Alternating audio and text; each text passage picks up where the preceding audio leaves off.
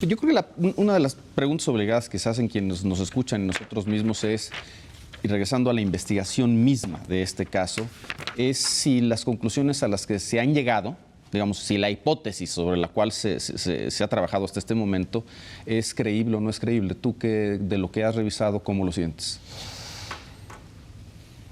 Te voy a decir que yo primero tuve un convencimiento de que la investigación del ex procurador Jesús Murillo Caram era correcta.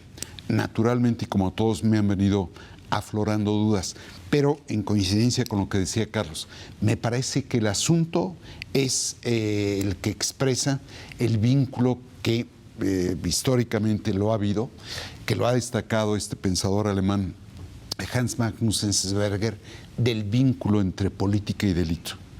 Ahí es donde vemos la peor cara de la corrupción, porque lleva a la desaparición. Raimundo.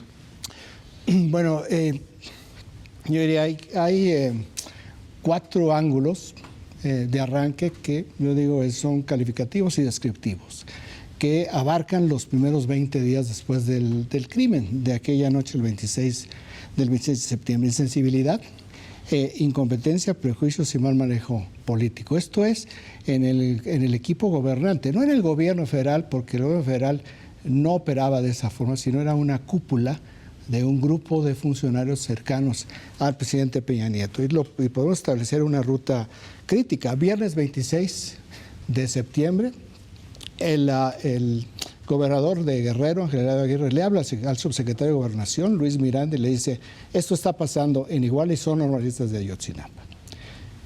Esa frase, para un político con experiencia, inmediatamente le prende las alarmas por la historia de lucha de la Normal de Burgos allá en Ayotzinapa. Simplemente no hacen absolutamente nada. Si en ese momento el subsecretario de Gobernación saca los drones que tiene el gobierno federal y los manda, o sea, no nada más hace un desplazamiento de policía federal, porque la poca policía federal que tenían ahí la habían enviado a Michoacán, que era donde se encontraba, pues sabríamos perfectamente qué pasó con los jóvenes, ya fuera vivos o ya fuera muertos. Es decir, esta parte de la incompetencia, ignorancia de dónde estaba parado y lo que esto significaba es lo primero. Domingo 28 de septiembre en Los Pinos, Jesús Murillo Caram da un informe al presidente y al gabinete de seguridad y dice: es un tema de narcotráfico, es un pleito entre narcotraficantes. Por lo tanto, lleva al jefe de oficina, Aurelio Nuño, al día siguiente en la reunión de estrategia, a decir: este es un asunto municipal, que lo resuelvan los guerrerenses, que lleva a que el presidente de la República el siguiente miércoles diga: si bien el gobierno federal entra con toda su operación a Baja California, que había llegado ahí un huracán espantoso, aquella vez que se movilizó el gobierno federal para allá, el tema de Iguala es un tema de guerrerenses. 15 días después, cuando esto ya está incendiado, entonces el gobierno federal entra. ¿En qué momento se convierte en un crimen de Estado? Cuando entra y después, típico de esta política de comunicación social, la fotografía, invitan a los padres de los normalistas a la reunión en Los Pinos. Sí, sí. Entonces, en ese momento dicen: ¿cómo se convirtió en un crimen de Estado? Pues al hacer esto. Este tipo de muy mala operación política. Ahora, claro, todo eso es político. Una opinión más rápida sobre la parte de la investigación. Vamos a la investigación. Sí, brevemente. ¿Qué es lo que sucede en la investigación? Arrancan la investigación y si uno revisa lo que entregó la Fiscalía de Guerrero cuando le entrega toda la investigación a la Procuraduría General de la República, ve que muy poco cambió. Como dicen, lo importante en una investigación está en las primeras 48 horas. Allí estaba y ahí se empezó a complicar porque la investigación estaba a cargo de un gran abogado político, Jesús Murillo Caram, que no tenía nada, no tenía idea de lo que era la parte de penal. Por lo tanto, tanto él como otros subalternos, Tomás Herón, que era su jefe de investigador, llegaron incluso a llegar a los lugares en Iguala y alterar ellos mismos por ignorancia, alterar la escena del crimen, digamos. Entonces, por ejemplo, caminaban sin ningún cuidado, y digo que esto que aparentemente no tiene mucho sentido, pero modificaban absolutamente todo. Y este tipo de acción política, no de investigación, generó muchos conflictos al interior de la propia Procuraduría General de la República. Y tenemos dudas sobre la investigación? Lo que al final ha sido la crítica permanente sobre la investigación. Joaquín. Mira, yo, Leopoldo, la investigación dicen que es exhaustiva, que es la mayor investigación que se ha hecho, pero si ha sido exhaustiva y es la mejor investigación que se ha hecho, aquí hay una contradicción porque nadie, o muy pocos, ¿sí?, están de acuerdo con los resultados. Yo creo que fue un error gravísimo presentar en aquella conferencia de prensa de Jesús Murillo Caram como titular de la PGR, una conferencia de prensa y una serie de consideraciones como conclusiones o como colofón o como cierre del caso. Es la verdad histórica. Y a ver, alégale a la verdad histórica. Yo creo que gran parte del conflicto es el sello, la etiqueta de verdad histórica. Porque al mismo tiempo dijo que no se cerraba el caso. Por eso era lo que Pero esa frase daba la sensación de que ya ahí estaba. Exactamente, es un colofón. El caso sigue abierto, pero yo sí, cuando dices tú, Raimundo, recibieron la investigación de las primeras 48 horas, ¿no? ¿Qué investigación habían hecho en las primeras 48 horas? Estaban, digo, no me refiero a ti, me refiero a las autoridades de Guerrero, el gobernador como ausente, el presidente municipal de Iguala, Barca, aparentemente implicado, las policías de Cocula y de Iguala relacionadas con el crimen organizado y también la política. ¿Qué investigación?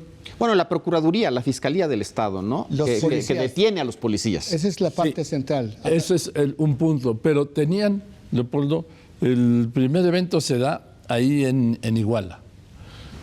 Entonces, pues hicieron, las versiones eran a modo. Interrogaron a los policías de Cocula y de Iguala, los mismos que habían participado en lo que yo llamo un crimen, sea cual sea el desenlace de los 43, ¿sí? Es un crimen. Entonces, Leopoldo, lo que no puede ser es que sigamos atorados y esa incapacidad del Estado mexicano, ya llevar todo para aclarar un caso tan emblemático como este, que va a seguir y seguir. Y mira, Leopoldo, cada día que pase, vamos a estar no más cerca, sino más lejos de saber qué es lo que pasó esa noche del viernes 26 de septiembre de 2014, en Iguala y luego en Cocula. Porque si desaparecer, alguien me decía el otro día, es que no pueden desaparecer 43. Dije, a ver, espérame, han desaparecido 30,000. Pueden desaparecer 43 y tan pueden desaparecer que hoy están legalmente desaparecidos. Denise. Mira, creo que retomaría una cosa. Ese día el gobierno prometedor de Enrique Peña Nieto y una serie de, digamos, de cosas que había logrado como modificaciones constitucionales muy importantes, el Pacto por México, se estrelló con la realidad. Y se estrelló con una realidad que no había querido ver y que estaba ahí, latente, y que era el tema de la inseguridad, pero no solamente de la inseguridad, sino de este crimen indisociable del poder político, indisociable de los partidos, indisociable el crimen de las policías, indisociable de las élites económicas, porque en Guerrero, si hay algo extraordinario, es esta compenetración que no le es exclusiva, por cierto, a Guerrero, sobre el crimen y todas las élites de ese estado, económicas, políticas, sindicales y demás. Eso estaba ahí. Estalla esa noche y efectivamente el gobierno central, por ignorancia también, increíble ignorancia de lo que era México y lo que es, porque lo sigue siendo, no entiende lo que acaba de pasar. Y ese periodo de incompetencia y de desdén que tiene que ver, en mi opinión, con no saber cuál era el país que estaban gobernando. Tuvieron de casualidad los meses que les dio, digamos, no hubo un estallido previo y por eso tuvieron esa luna de miel política todos. Lo más grave de la investigación es el encubrimiento que hay de no quererle entrar a esa realidad de frente. Es decir, sí encontrar a los 4 que llevaron, no llevaron, fue en Cocula, no fue en Cocula. Por supuesto, comparto todo lo que se ha dicho de la insuficiencia de la explicación global. Pero más allá de la explicación esa de los policías de Cocula, no se llegó a lo que se tiene que llegar, que es decir, a ver, ¿cómo llegaron los Abarca al poder? ¿Cómo es que está infiltrada toda la policía? ¿Cómo es que el ejército ese día sí está presente, pero no hace nada porque en realidad ve peor a los estudiantes que a los policías de Cocula? Menos mal que no se metió porque seguro hubiera apoyado a los policías de Cocula. En fin, ¿por qué no se llega a lo que se necesitaba? Que era una operación de desvestir a esta autoridad coludida, confundida, más que coludida, incluso confundida con el crimen organizado. Vernos por lo que realmente somos como sociedad, Polo, y que nos hemos resistido. La explicación de ellos son los malos y nosotros somos los buenos ha impedido que una comisión de la verdad, que sería muy agradecible, quite esa fantasía de que los malos están en otra parte, de que no están en el Congreso, de que no están en las presidencias municipales, de que no son los líderes de los grupos productores y demás.